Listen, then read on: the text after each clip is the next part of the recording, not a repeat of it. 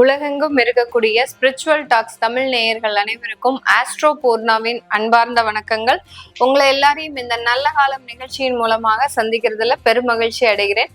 இன்னைக்கு நாம பார்க்கக்கூடிய சிறப்பு பதிவு பார்த்தீங்கன்னா, வரக்கூடிய ஒரு 9 மாதங்களுக்கு என்ன மாதிரியான வருட கிரகங்களாகப்பட்ட குரு, சனி, ராகு, கேது இந்த 4 கிரகங்களின் கோச்சார அமைப்புகள் என்னென்ன மாற்றத்தை ஒவ்வொரு ராசி என்பவர்களுக்கும் கொடுக்க போகுது அப்படின்றத பார்க்கலாம். ராகு கேது பாத்தீங்கன்னா உங்களுக்கு 2026 டிசம்பர் மாசம் தான் பயிற்சி ஆகுறாங்க. சனி பகவான் 2027 தான் பயிற்சி ஆகுறாரு. இப்போதைக்கு அடுத்த வருடத்துல அந்த குரு பகவான் 6வது மாதம், அதாவது ஜூன் மாதம் 1ஆம் தேதி பயிற்சி ஆகிறார். அதனால அது வரைக்கும் நம்ம இருக்கக்கூடிய இந்த வருட கிரகங்களின் தன்மைகளை நம்ம கோச்சார கிரகப்படி நம்ம பலன்களை கணிச்சு சொல்ல போறோம். இப்போ இருக்கக்கூடிய இந்த நிலவரப்படி பாத்தீங்கன்னா, இப்போ இந்த குரு பகவான் 18ஆம் தேதி அக்டோபர் மாதம் குரு அதிசாரமும் பெறுகிறார். அதாவது மிதுன ராசியிலிருந்து அந்த கடக ராசிக்கு அதிசாரமும் அடைய போறாரு. கிட்டத்தட்ட ஒரு 48 நாட்களுக்கு தான் வர்றாரு. திரும்ப தன்னுடைய நிலையை மிதுன ராசிக்கு கொண்டு செல்கிறார். இந்த மாதிரியாக அந்த வருட கிரகங்களிலேயே சில ஒரு மாற்றங்கள் ஏற்படும் போது ஒரு 25% கிரகங்கள் தன்னுடைய நிலையை மாற்றி கொண்டு இருக்கின்றன. இதுல இருக்கக்கூடிய அந்த 75% இருக்கக்கூடிய அந்த மாதங்கள்ல நம்ம என்ன மாதிரியான ஒரு பலன்கள் இப்ப கிடைக்க போகுது அப்படின்றத ஒவ்வொரு ராசி என்பவர்களுக்கும் நம்ம இப்ப பார்க்கலாம். இந்த சேனல்ல முதன்முறையா பாக்குறீங்க அப்படின்னா சப்ஸ்கிரைப் பண்ணிக்கோங்க. பெல் பட்டன்ல ஆல் ஆப்ஷன் சூஸ் பண்ணுங்க. உங்களுடைய ஃப்ரெண்ட்ஸ் அண்ட் ரிலேட்டிவ்ஸ்க்கு ஷேர் பண்ணுங்க. நிறைய பேருக்கு திடீர்னு ஏற்பட்ட சில பிரச்சனைகள்னால நம்ம எதை நோக்கி பயணிச்சுட்டு இருக்கிறோம் அப்படின்றது ஒரு தடுமாற்றம் இருக்கும். ஒரு தொழில் செஞ்சுக்கிட்டே இருக்கிறாங்க அப்படின்னா அந்த தொழில் செய்யும் போது ஒரு 10 வருடம் நல்ல ஒரு ஸ்திரமான ஒரு தொழில் செஞ்சுட்டு அந்த தொழில்ல ஒரு அதல பாதாளத்திற்கு போகும்போது அதனுடைய தடுமாற்றம் அவர்களுக்கு தான், அந்த ராசி என்பவர்களுக்கு தான் அதிகமாக தெரியும். அதனால இப்படி இருக்கக்கூடிய நிறைய நண்பர்களுக்கு, உங்களுடைய உறவினர்களாக இருந்தாலும் சரி, நண்பர்களாக இருந்தாலும் சரி, அவர்களுக்கு இந்த பதிவை நீங்க ஷேர் பண்ணுங்க. அவங்களுக்கும் அந்த ஜோதிட ரீதியான ஒரு விழிப்புணர்வு அப்படின்றது கண்டிப்பா கிடைக்க வரும். இந்த பதிவை பார்க்கறதுல இருந்து இந்த சேனலை நீங்க சப்ஸ்கிரைபும் பண்ணிக்கோங்க. வாங்க பார்க்கலாம். இப்போ அந்த ஒவ்வொரு ராசி என்பவர்களுக்கும் உண்டான பலன்களை பற்றி நம்ம தெளிவா இந்த வீடியோல பார்க்கலாம்.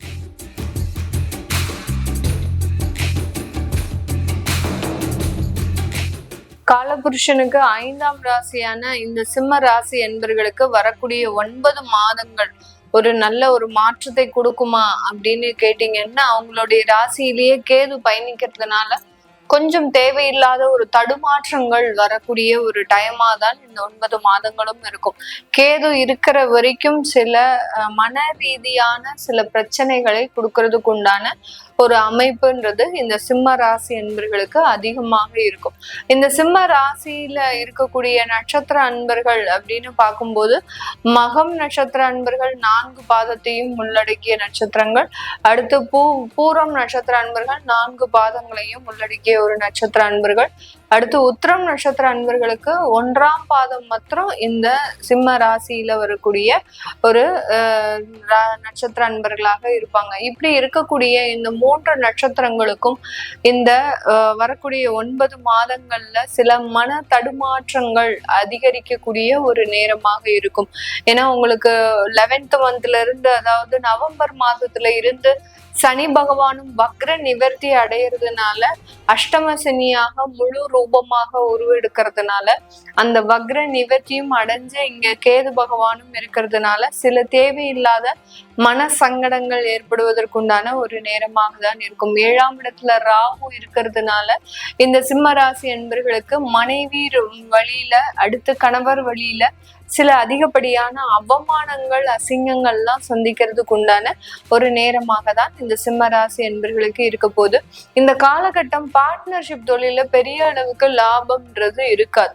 இந்த ராசி என்பர்கள் யாராவது பார்ட்னர்ஷிப் தொழில் பண்றீங்க அப்படின்னா இந்த காலகட்டம் கொஞ்சம் அதுல உங்களுக்கு சில தடுமாற்றங்கள் ஏற்படுமே ஒழிய அந்த பிஸ்னஸ் எல்லாமே ஒரு நல்ல ஒரு ப்ராஃபிட்டான ரேஞ்சில் கொண்டு போக முடியல அப்படின்ற ஒரு மன ரீதியான நெருக்கடிகள் இந்த ராசி என்பர்களுக்கு அதிகப்படுத்தக்கூடிய ஒரு நேரமாக இருக்கும். ஏன்னா 7ஆம் இடத்துல இருக்கக்கூடிய அந்த ராகு பகவான் இந்த பார்ட்னர்ஷிப் தொழிலையும் கலத்திரஸ்தானத்திலையும் அதிகப்படியான சிக்கல்களை உருவாக்கக்கூடிய ஒரு நேரமாக தான் இருக்க போகுது. அதனால யாரெல்லாம் பார்ட்னர்ஷிப் தொழில் பண்றீங்களோ அந்த இடத்துல பெருமளவு உங்களுடைய கான்சென்ட்ரேஷனை வச்சுக்கோங்க. நீங்க ஏமாறாதவாறுக்கு என்னென்ன இடத்துல நீங்க ரொம்ப கவனமாக இருக்கணுமோ அந்த இடத்துல ரொம்ப கவனமாக இருக்கணும். மனைவி கணவர் சம்பந்தப்பட்ட வழியில ஏதாவது ஒரு பிரச்சனைகள் வருது அப்படின்னா அந்த இடத்துல கொஞ்சம் ரொம்ப அமைதியாக இருக்கிறது, தேவையில்லாத பேச்சுகள்னால அந்த இடத்துல அவமானப்படுறது, இது மாதிரிலாம் இருக்கிறதுக்கு உண்டான ஒரு நேரமாக தான் இந்த சிம்ம ராசி என்பர்களுக்கு இருக்கும். இந்த சிம்ம ராசி என்பர்கள் தன்னுடைய உறவு முறைகள்ல ஒரு பிரிவுகள் அப்படின்னு இருக்கக்கூடிய இந்த நேரத்துல அந்த பிரிவுகள்னால அதிகப்படியான ஒரு அவமானங்களும் அனுபவிக்கக்கூடிய ஒரு டைம். அந்த பிரிவுகளோட போச்சு அப்படின்னு இல்லாம தேவையில்லாத ஒரு அவமானங்கள், தேவையில்லாத ஒரு அசிங்கங்கள், இதெல்லாத்தையுமே இந்த சிம்மராசி என்பர்கள் அஷ்டம சனி இந்த மாதிரியான தொந்தரவுகளையும் கொடுக்கும். கலத்திராதிபதி உங்களுடைய 7ஆம் இடத்து அதிபதி 8ஆம் இடத்துல இருக்கிறதுனால அந்த கணவர் மனைவியினால அதிகப்படியான மனக்கசப்புகள் அப்படின்றது அதிகரிக்கக்கூடிய ஒரு நேரம். யார் ஒரு 10 வருஷம் 15 வருஷம் வாழ்க்கை வாழ்ந்தா கூட இந்த காலகட்டம் ரொம்ப கவனமா இருக்கணும். உங்களுக்கு இடைவிடாமல் அவங்களால தொந்தரவுகள் அதிகப்படியாக வந்துகிட்டே இருக்கும். நீங்க வெளியில வேலைக்கு போகக்கூடிய ஒரு நபர்களாக இருந்தீங்க அப்படின்னா அந்த வேலை செய்யக்கூடிய இடத்துல உங்களை சார்ந்தவர்கள், நீங்க யார் யாருக்கெல்லாம் கண்ட்ரோலா இருக்கிறீங்களோ இல்ல நீங்க யாரையாவது கண்ட்ரோல் பண்ணி வேலை செஞ்சா கூட இந்த நபர்கள் கிட்ட ரொம்ப ஜாக்கிரதையா இருக்கணும். புறமுதுகுல குத்தக்கூடிய ஒரு அமைப்பு இந்த சிம்மராசி என்பர்களுக்கு அதிகப்படியாக இருக்கும். இதுல எல்லாம் ரொம்ப கவனமா இருக்கக்கூடிய ஒரு நேரமாக இருக்கும். வெளிநாட்டுல வேலை பார்க்குறாங்க, வெளியிடத்துல இருக்கக்கூடிய உறவுகள், இதெல்லாம் பாத்தீங்கன்னா கொஞ்சம் மேன்மை அடையக்கூடிய ஒரு நேரமாக தான் இருக்கும். யார் யாருக்கெல்லாம் நீங்க வெளிநாட்டுல இருக்கிறீங்களோ சிம்மராசி என்பர்கள் அவர்களுக்கு எல்லாருக்குமே இந்த காலகட்டம் ஒரு நல்ல ஒரு வளர்ச்சியை தரக்கூடிய ஒரு நேரமாக தான். உங்களுடைய பொருளாதார வளர்ச்சி அப்படின்றது அளவுக்கு அதிகமாக இருக்கும். 7ஆம் இடத்துல ராகு இருந்தாலே உங்களுடைய வெளிநாட்டு வாழ்க்கையில இருக்கக்கூடிய பொருளாதார வளர்ச்சி மிக அபரிமிதமான ஒரு லாபத்தை கொடுக்கக்கூடிய ஒரு நேரமாக தான் இந்த காலகட்டம் இருக்க போகுது. இது எல்லாமே பாத்தீங்கன்னா இந்த சிம்மராசி என்பவர்களுக்கு வரக்கூடிய 9 மாதத்துல மிக அதிகப்படியான ஒரு மாற்றத்தை கொடுக்கும். இந்த சிம்மராசி என்பவர்களுக்கு குருவினுடைய பார்வை பாத்தீங்கன்னா 3ஆம் இடத்துல விழுது. அவர் அதிசாரம் பெறும்போது கிட்டத்தட்ட 48 நாட்கள்ல உங்களுடைய 4ஆம் இடத்துல விழுறதுனால இந்த 9 மாதங்கள்ல இடையிலேயே நீங்க தொழில் செய்யறதுக்கு உண்டான ஒரு மூலதனத்தை முதலீடை தேடி போகக்கூடிய ஒரு டைமா இருக்கும். அடுத்து பாத்தீங்கன்னா ப்ராப்பர்ட்டி வாங்குறதுக்கு உண்டான சில முயற்சிகள்ல ஈடுபடுவதற்கு உண்டான ஒரு நேரமாகவும் தான் இந்த சிம்ம ராசி என்பவர்களுக்கு இருக்கும். தாயார் சம்பந்தப்பட்ட சில விஷயங்கள்ல மருத்துவ செலவுகள் இருந்ததுன்னா அதெல்லாம் நிவர்த்தி அடையும் இந்த சிம்மராசி என்பவர்களுக்கு. அதாவது அம்மாவினுடைய வழியில ஏதாவது ஒரு பிரச்சனைகள் இருக்கு அப்படின்னா அதெல்லாமே நிவர்த்தி ஆகிறதுக்கு உண்டான ஒரு நேரமாக தான் இந்த சிம்மராசி என்பவர்களுக்கு இருக்க போது. இந்த இடத்துல சிம்மராசி என்பவர்கள் திருமண முயற்சிகளை எடுக்கலாமா? ஏன்னா ஏற்கனவே கலத்திரஸ்தானத்துல ராகு பகவான் இருக்கிறதுனால இந்த சிம்மராசி என்பவர்களுக்கு அந்த திருமண முயற்சிகள்ல எடுத்தா தேவையில்லாத பிரச்சனைகள் வருமா அப்படின்னு கேக்குறீங்கன்னா கண்டிப்பாக பிரச்சனைகள்ன்றது உறுதியா இருக்கு.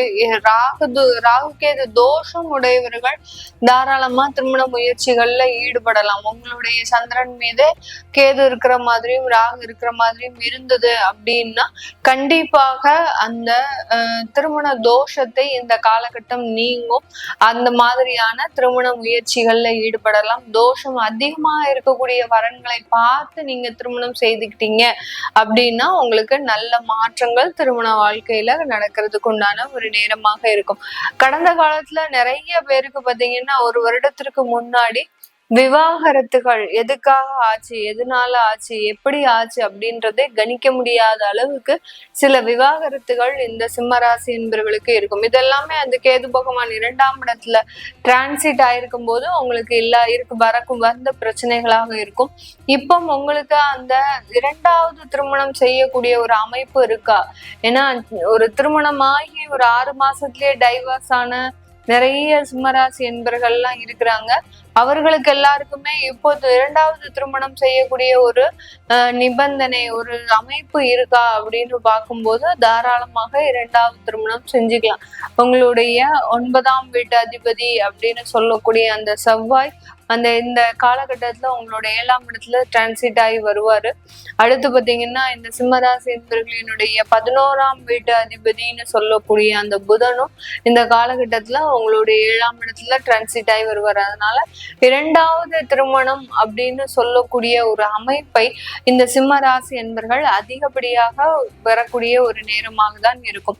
இந்த காலகட்டத்துல நம்ம இது எல்லாமே சொல்றதெல்லாம் கோச்சார நிலவரப்படி பலன்களை கணிச்சு சொல்லியிருக்கிறோம். வரக்கூடிய 9 மாதங்கள்ல இந்த வருட கிரகங்கள் என்ன மாதிரியான அமைப்பை உங்களுக்கு கொடுக்க போகுது அப்படின்றத கணிச்சு சொல்லியிருக்கிறோம். உங்களுடைய சுய ஜாதகத்துல இருக்கக்கூடிய திசாபுத்தி பலன்களை பார்க்கணும் விருப்பப்படுறவங்க கீழே இருக்கிற நம்பருக்கு வாட்ஸ்அப்ல அப்பாயின்மெண்ட் வாங்கிக்கிட்டு நீங்க என்கிட்ட கன்சல்ட் பண்ணிக்கலாம். உங்களிடமிருந்து விடைபெறுவது உங்கள் ஆஸ்ட்ரோ பூர்ணா. நன்றி, வணக்கம்.